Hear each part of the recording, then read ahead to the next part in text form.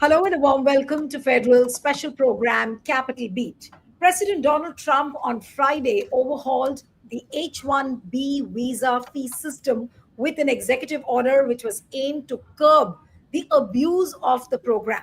Now, all H-1B visa petitions must be accompanied by a payment of $100,000. Now, the big question is that did President Donald Trump just kill the H-1B visa program? The second question is the American dream over for Indian techies? And also, is this a tactics by Donald Trump to get an upper hand in the negotiations for the India US bilateral trade deal happening? All this and much more, and we'll try and discuss all these things. Joining me this evening is former diplomat Ambassador Meera Shankar. Thank you so much, ma'am, for joining. We have S. Srinivasan, who's the editor-in-chief of the Federal Group. Srinisa, thank you so much for joining. And I'll begin with Ambassador Shankar. Ambassador Shankar, how would you look at this H-1B visa fee hike? Is this a decision taken by Donald Trump in panic? Is it just to cater to his political constituency of MAGA? What is the design? Is there a design that you actually see in this? Look, I think it is intended in terms of his domestic priorities, where he has made, anti-immigration, both illegal and legal, one of his key platforms.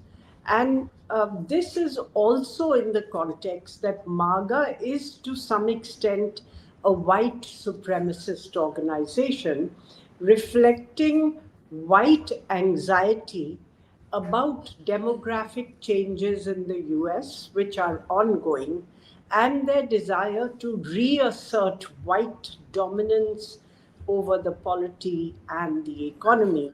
So there's an element of, anti-immigration, but there's also an element which says, well, it serves a double purpose because it increases the pressure on India as we are negotiating.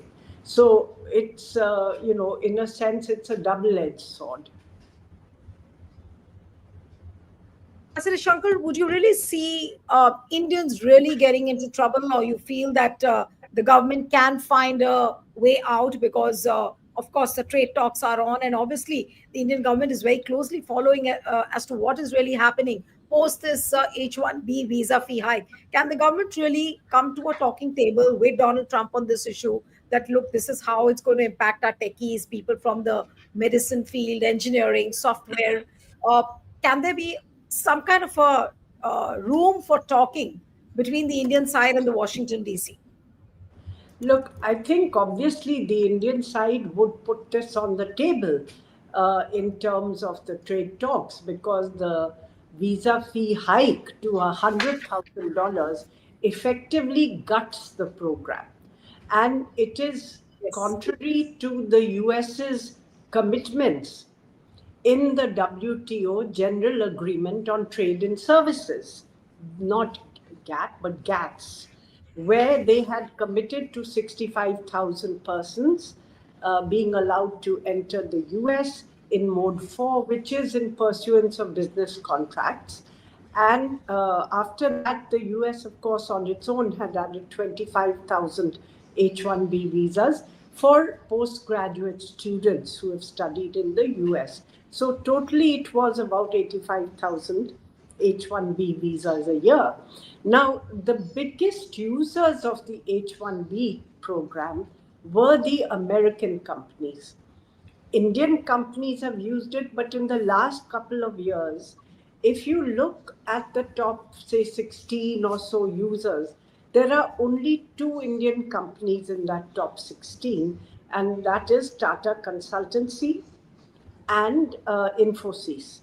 These were the 2 largest users from India, but they were way down, and American companies formed the rest of those 16 who were the top H-1B visa users.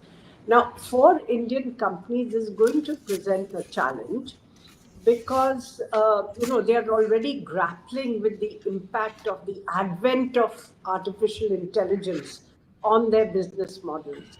But even during Trump's first term, actually he had made the processing of H-1B visas quite difficult and arbitrary.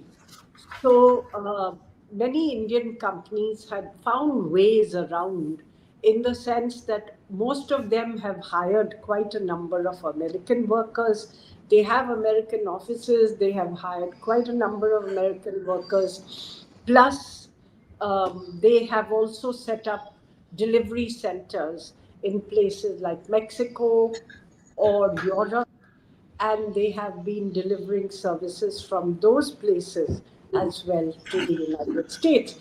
Now they will have to grapple with this, because it really means that the program is at an end. It's no longer even a lottery, it's no longer Yes. even, who's paying the highest visa fees, etc. But it's really gutted the program. And so Indian companies will have to look at doing more work offshore and Right. in India.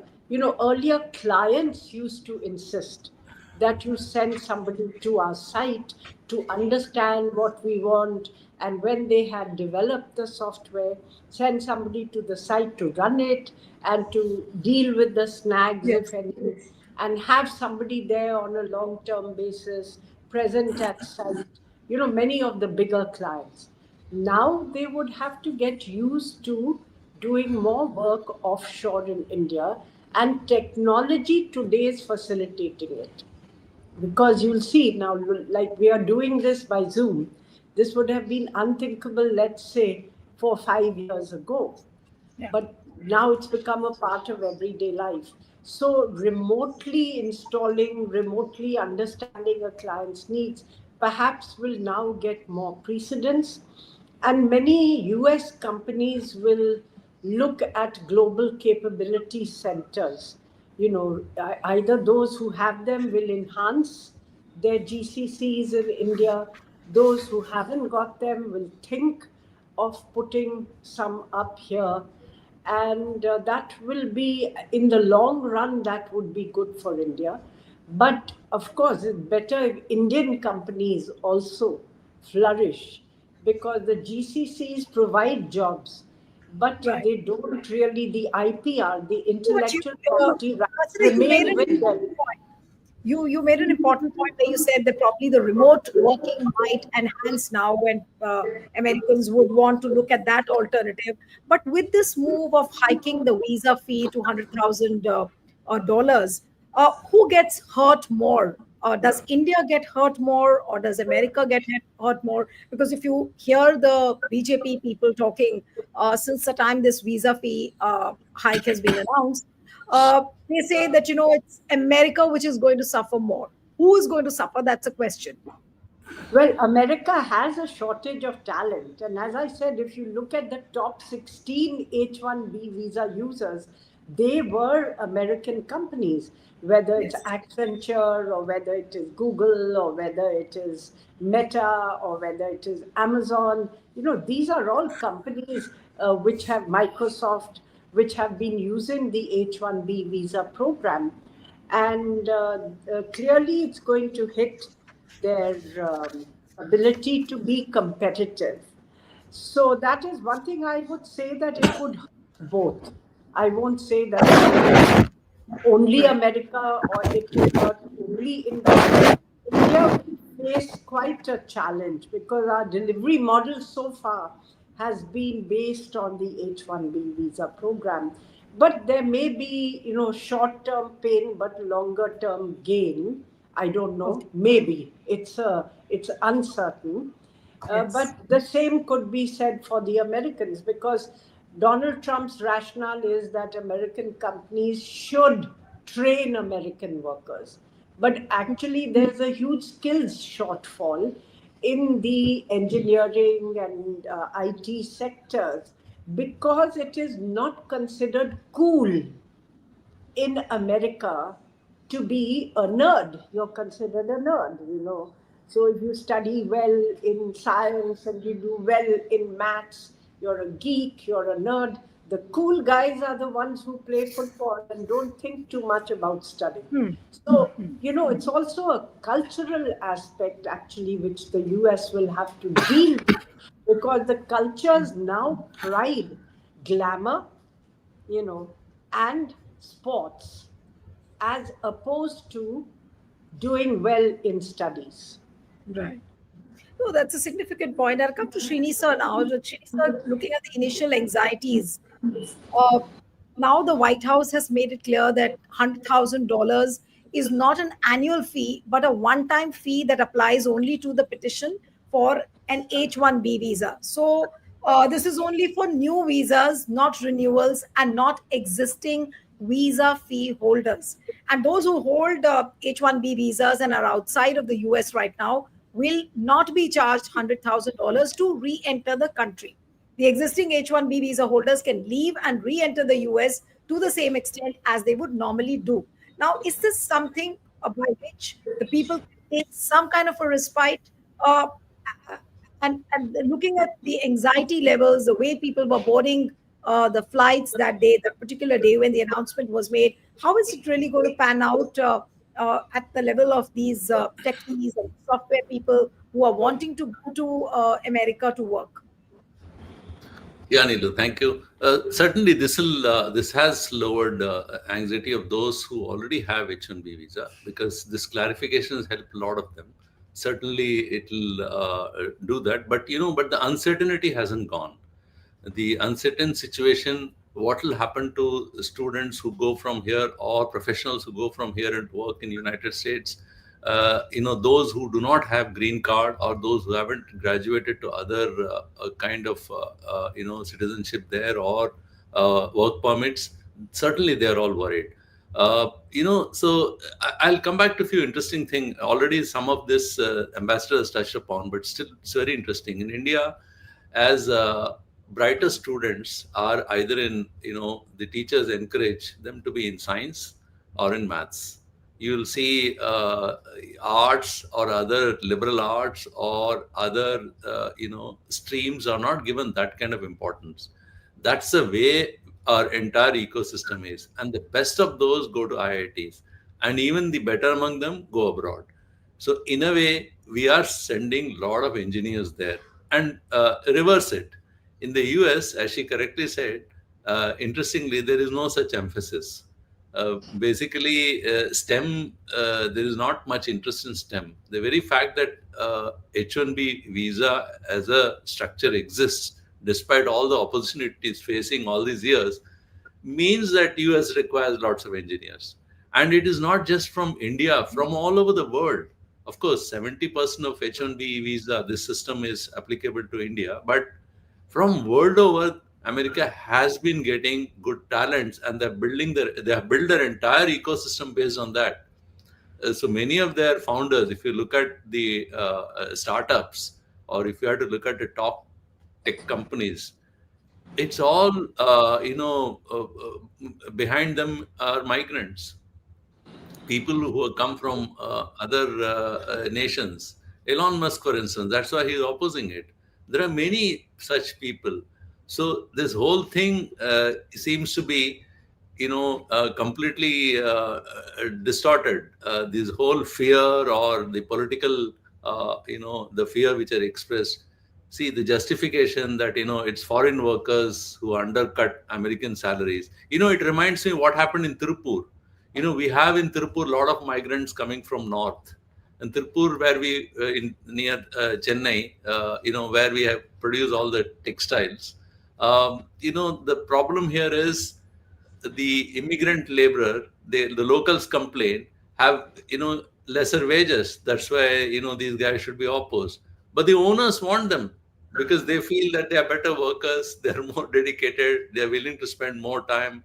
And similarly here, I think the companies want such people because they are looking at how to improve their products, how to improve technology. Certainly, these people are required there. So I think it's a very short-sighted, more of a political move and messaging. Then the people are clapping there. MAGA supporters are Yes. clapping, So, but I don't Srini think sir, it, you it said No, Srini, sir, you said that the companies, the American companies, would need the talent from Indian side. So do you think that despite this decision, the American companies would still go ahead and pay that kind of a visa fee for the employees whom they want? I think those who are really required, because in some of the areas, whether it is specialists in digitization, specialists in say chip design, Indians are very good at that. There are areas, artificial intelligence again. Uh, there is a huge skill shortage there, and America wants to compete with China. Look, there are two or three things on which China has already shown its prowess. For instance, when the deep sea came, you know, then what happened in January? When the Chinese came out with their own product and they turned the whole thing on its head, they could produce a much cheaper AI version than what Americans were doing. So this has turned the entire technology on its head, and it was a game changer kind of thing. Similarly, China continues to be the factory of the world. And it's not that they have been producing just some cheap products. We have been getting, during Ganesh Chaturthi, idols from China or some crackers from there. In EV technology, apparently they're very good. Some of the EV cars, you see, earlier, if you say the German Yes. engine, German stood out for their engineering. I mean, German cars are supposed to be the best cars because for their technology, for their engineering. German engineering considered very good. But then EV, perhaps now China is edging past others.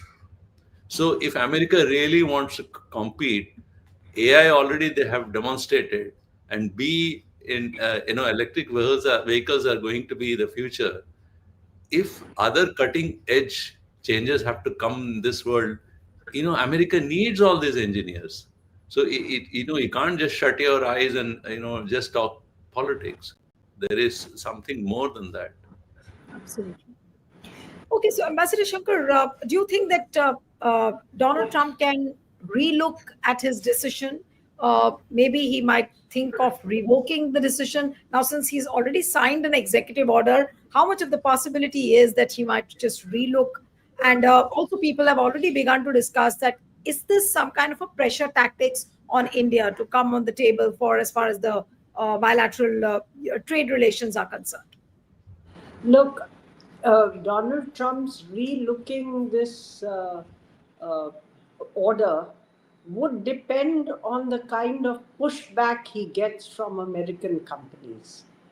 Will these companies object Yes. after some time when they find that it's not working out, or it's not economical, or they are short of skills in certain areas?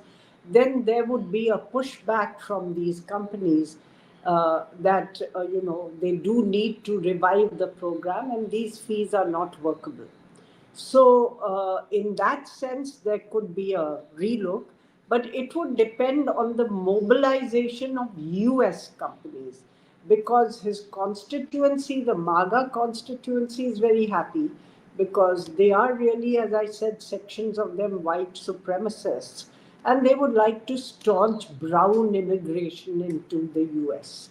And the H-1B visa program has been a program which has facilitated the path to long-term immigration for many skilled workers. So it's a question of political constituency versus economic rationality.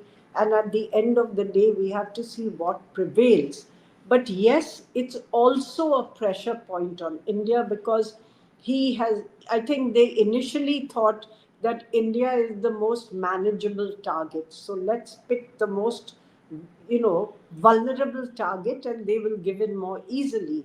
So no sanctions on China for purchases of Russian oil, despite it being the largest purchaser of Russian fuel. No sanctions on the EU. They are the largest purchaser of Russian gas, and also import more than India did last year. They imported more. So, and no sanctions on Russia itself, no additional sanctions on Russia itself. So I think the idea was not so much Russian oil as to pick a manageable target and demonstrate an easy win.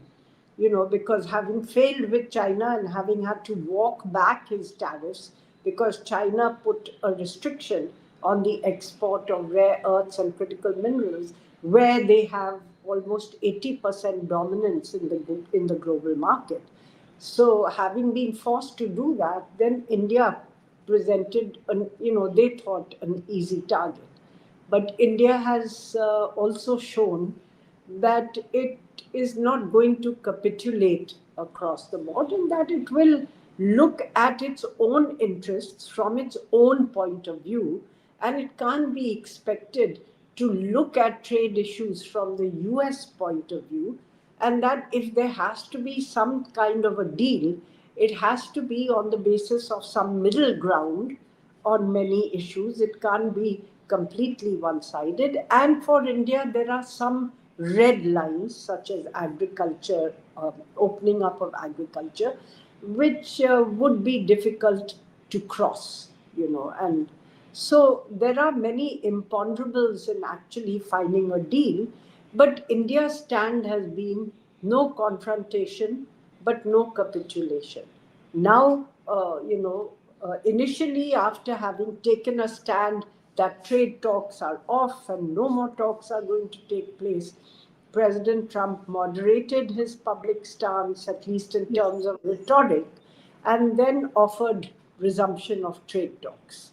So our team is currently in the US, for these talks. We have to see what emerges. But the point is that softening rhetoric has been accompanied by hardening action. Yes. So you've seen the waiver for the Chabahar port has been withdrawn, and that waiver was given by the Trump administration itself in its first term. It's not that it's a decision of the previous administration which they are overturning. The second has been this H-1B visa, and before that there was the 25% extra tariff on account of purchases of Russian oil. So at some level, it does appear that they are squeezing India economically with the idea of, that this may force it to bend. I think this actually is a counterproductive tactic because Indians tend to consolidate, if subjected to public threat or pressure, and whatever flexibility they might have to negotiate actually gets constrained in the face of consolidation on the basis of a nationalist platform. So my advice to Americans at that stage when I was ambassador was, don't think that you can deal with India like you deal with China. That is, that you threaten them publicly, they oppose, and then they go to the brink, and at the last minute, they do a 360-degree turn and sign an agreement. That becomes very difficult in a democracy because once positions have been taken and there is public rhetoric or public opinion, then to that extent the flexibility of the government erodes. So you achieve exactly the reverse of what you want to achieve. So that's not good diplomacy because you want to achieve your objective, not to threaten and impose sanctions. That's not your objective. Your objective is at the end of the day to have some trade deal. Yes, you were talking about economic rationality. I'll come to Srini, sir. Do you think that Trump can face enough pushback from the American companies, and then he might think of relooking at this particular order? Do you think that American companies can give a pushback to Donald Trump on this particular issue? Well, they can, but the question is, will they choose to? Because the administration announced that the American tech companies had not opposed the decision. Whether it's true or not, we can't say.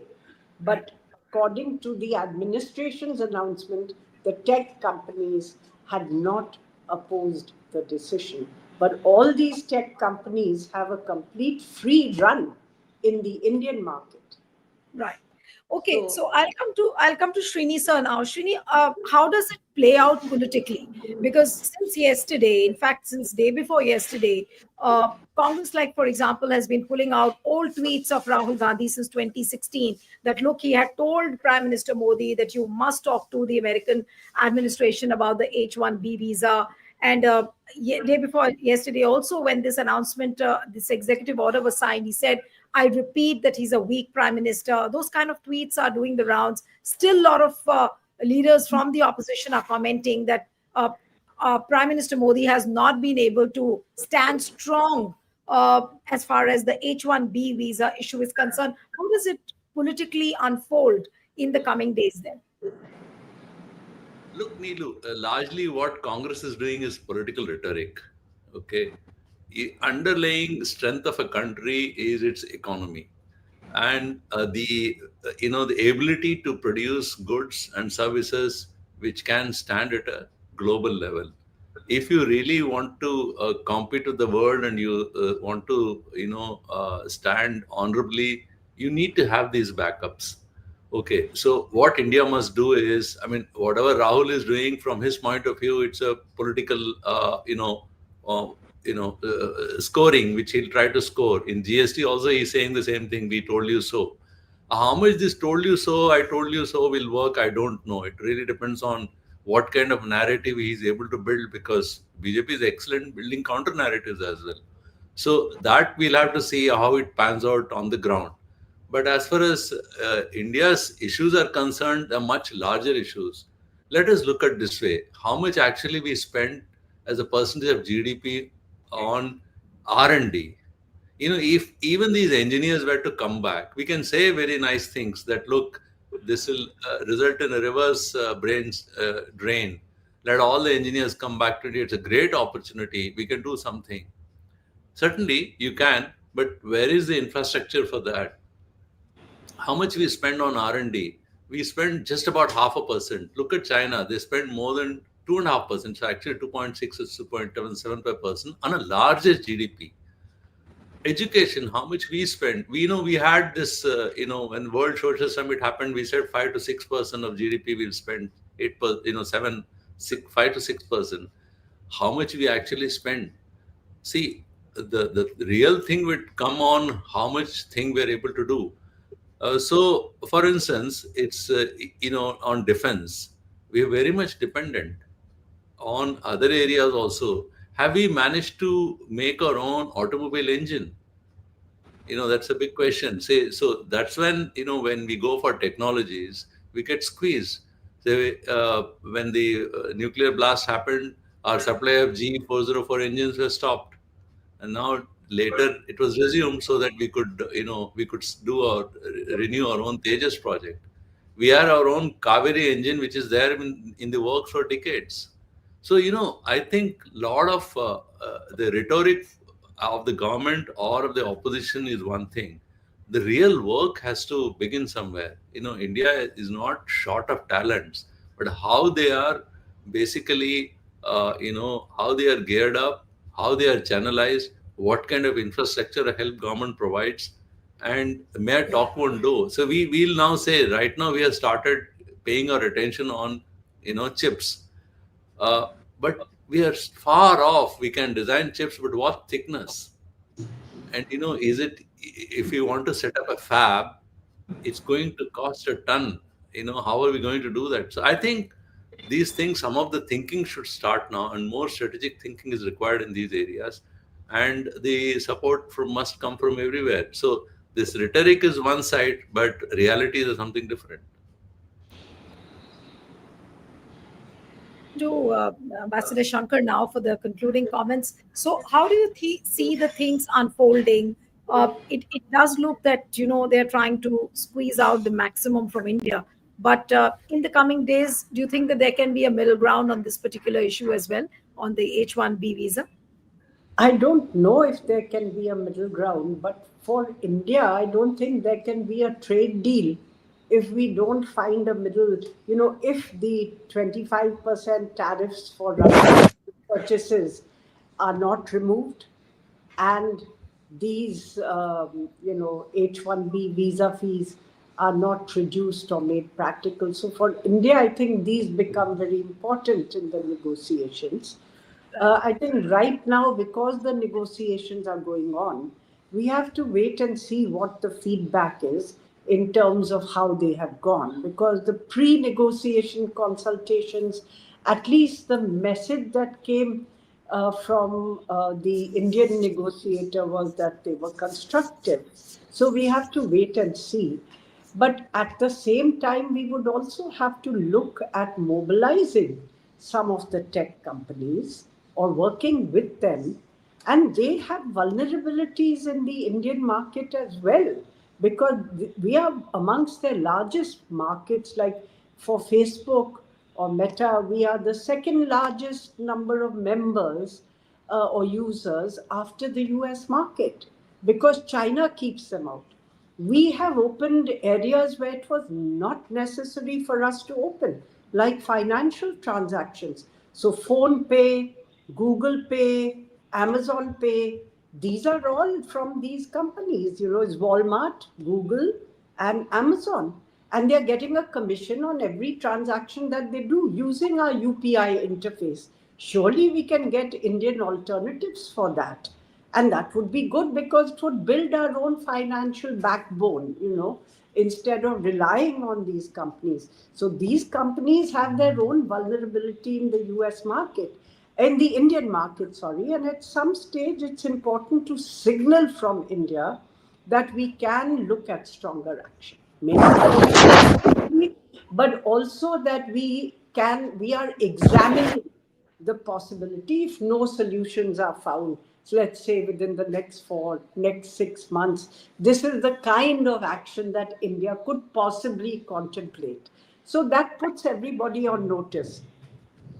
Right. So one quick word from Srini sir. So now, will Indians look at newer destinations like Canada, like Australia, like people used to talk about the big American dream. So is that American dream over? Very briefly, Srini sir, before we end the program. Yes. Well, I don't think American dream will get over. Though, see, attempts are being made. I think Mr. Trump will get a pushback. I'm very optimistic about it, because eventually, as I said earlier, America needs good engineers. The best of best will still continue to go to United States, though they are looking for other opportunities also. Some of them are willing, planning to go into Europe and other places also. But still, the entire education system set up there. End of the day, a lot of education is a big business in the US. Whole lot of universities get students from all over the world, and majority of them are now begin to go from India. So I think that US will continue to attract talents, and over a period of time, this rhetoric will go away. And the other thing is, as far as India is concerned, I feel that what we started as GCC, Global Capacity Center, which is actually all-encompassing things about software industry, that's growing very fast. It's clipping a good speed, and in a way, most of the works are getting offshore, and they are taking. I think more of that would happen, and even the soft side of software back office, everything India is doing now, say from yoga to accountancy to a whole lot of back-end jobs are coming to India. So I think services sector, we have a lot more offer. Yeah, there is a question mark over that also. So far, the talk is only about other sectors. Services has not yet been touched.